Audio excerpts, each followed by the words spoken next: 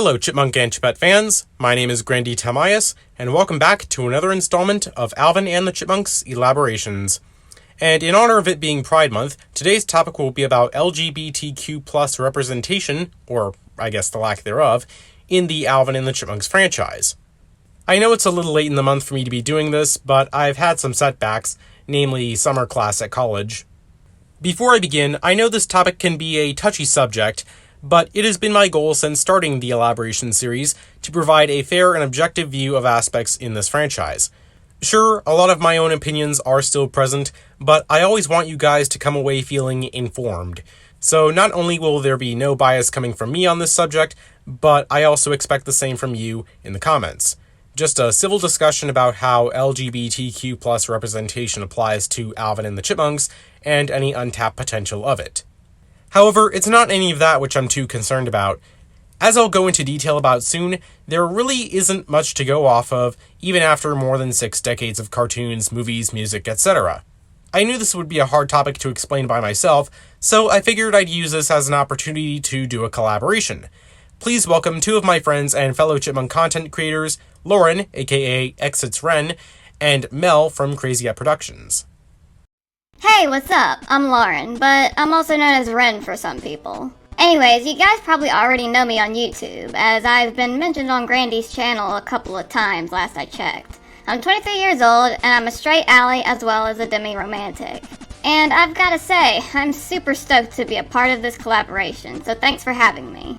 Hey, I'm Mel. You may know me from my YouTube channel, Crazy at Productions, or even Monkverse, aka The Monkcast. I'm a 25-year-old non-binary person and part of the LGBTQIA+ community. Super excited to be doing this collab. One more ground rule, since the main characters are children, I'll only be talking about LGBTQ+ representation in the general relationship aspect, and not the, getting lucky aspect. Except near the end of the video where I'll talk about something that isn't related to the characters specifically. With all that out of the way, I have 4 main points that I want to address. Point number 1, the overall scarcity of LGBTQ+ moments or references. Granted, I didn't rewatch every episode of every series in preparation for this video, so maybe there are some things I missed, but the lack of same-sex relationships was definitely noticeable in the 60s and 80s eras, which makes sense given the time periods as LGBTQ+ rights movements and recognition had not gained as much traction as they have today. The more recent CGI series might be a different story. In the episode Baby Mama Drama, the Chipmunks and Chipettes and the rest of the class are paired up for an assignment where they have to take care of robot babies. Side note, did anyone else have to do an assignment like this in high school? I never did, but my high school had a child development class and I would often see students carrying them through the halls. They definitely weren't as advanced though. They were just dolls with computers inside of them that would cry. Anyway, I'm getting off track. At the end of the episode, Miss Smith discovers that Alvin and Brittany's robot baby had been tampered with, and Kevin tells Cheesy that's what we should have done, implying that they were both paired up for the assignment. All of the Chipmunks and Chipettes were paired up in heterosexual couples for the assignment, and while we can't confirm that to be the case for most of the other human students too, Kevin and Cheesy seem to be the exceptions. Was this intended to be some kind of gay joke? I'm not sure, but in separate episodes prior to this, Kevin and Cheesy did display attraction towards girls, in Secret Admirer and The Chipmunk and the Catfish respectively. Maybe they're bisexual? Make of this what you will. Point number 2, the Chipettes were created because the Chipmunks are straight. As I explained at the beginning of the previous point, the origins and a large portion of this franchise's existence took place at a time when attitudes towards sexuality and gender norms, including here in the West, were much different than they are today. So it made perfect sense that if Alvin, Simon, and Theodore were going to have love interests, they would be female ones. To the point that in the 80s series, the episode Big Dreams showed them married in the future, with Alvin and Brittany even having kids. And again, isn't this marriage arrangement kind of weird since they're like marrying each other's in-laws? And even when the 2 groups were not showing attraction to each other, they usually showed attraction to humans of the opposite sex. It's happened as far back as The Alvin Show, the 80s series, the live-action movies, and the 2015 series. Which is also weird because, 1, it's human/non-human animal romance, and 2, It's weirder in Alvin's case since he seems to have a thing for older women. Thankfully, these usually don't last more than an episode, and I think the vast majority of us can agree it shouldn't be a mainstay thing. But getting back more to the Chipmunks and Chipettes themselves, there is always the option that a future reboot could change things up and have one or more of them be LGBTQ+, especially if something we'll be talking about in the next point gets implemented. But that would depend on whether Bagdasarian, or whatever creative team, would be willing to forego the Chipmunk/Chipette pairing dynamic that has been part of these characters for decades. As I said in a previous video, Brittany, Jeanette, and Eleanor are largely defined, and more so by the general public, perceived as being female versions of Alvin, Simon, and Theodore respectively. Although there have been steps to develop them more as individuals, particularly in the 2015 series.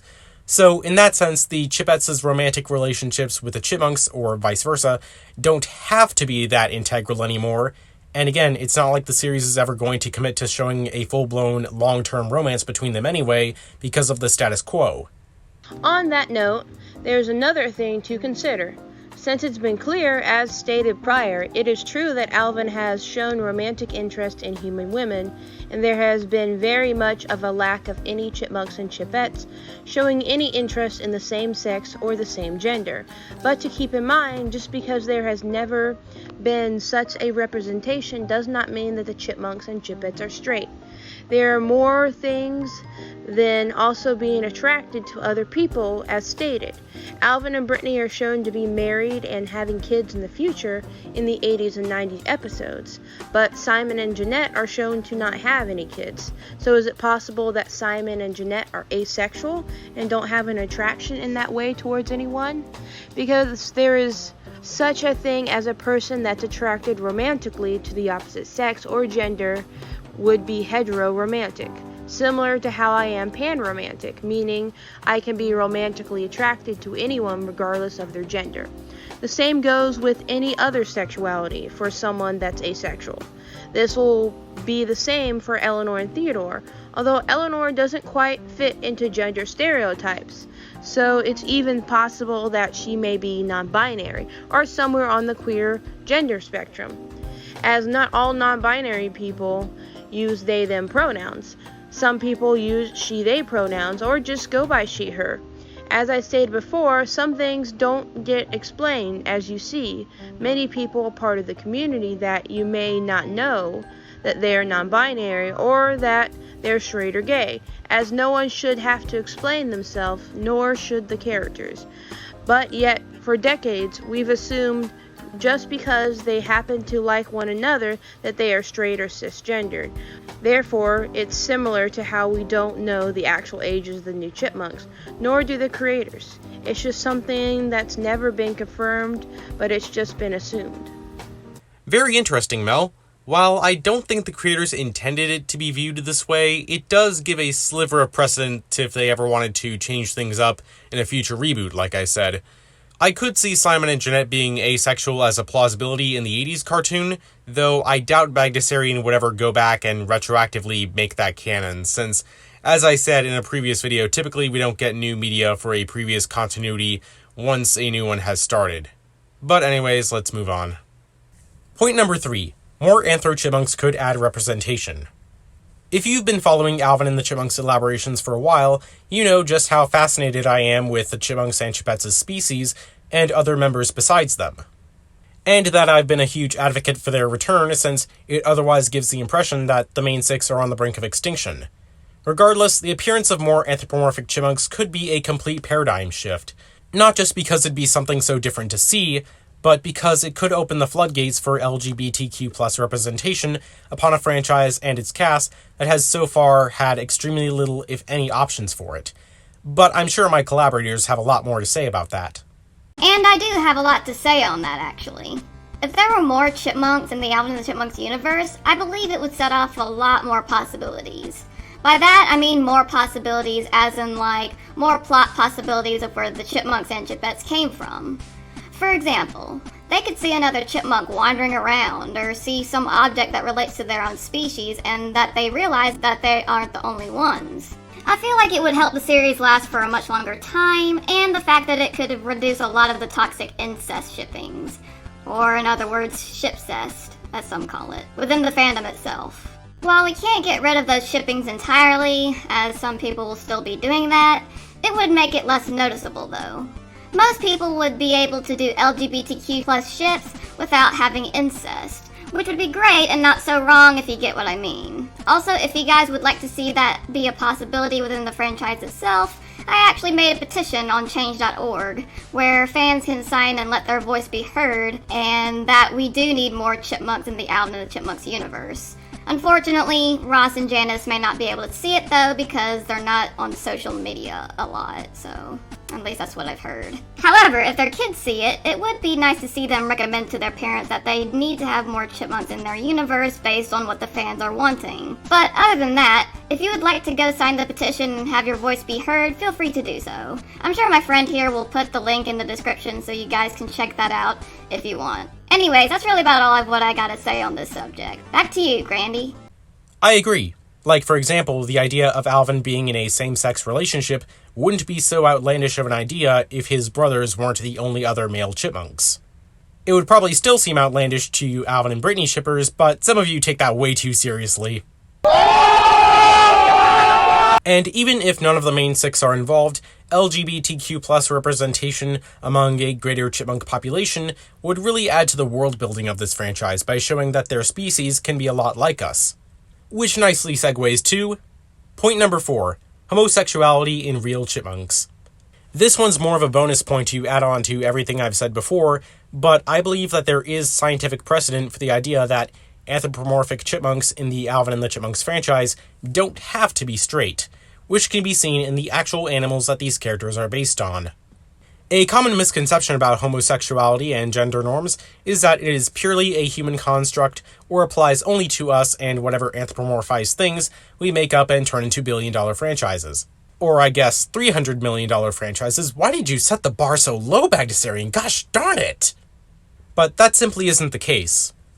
There are countless examples of animals in the wild which have been observed engaging in sexual behaviors with both sexes or the same sex, even when available members of the opposite sex are nearby.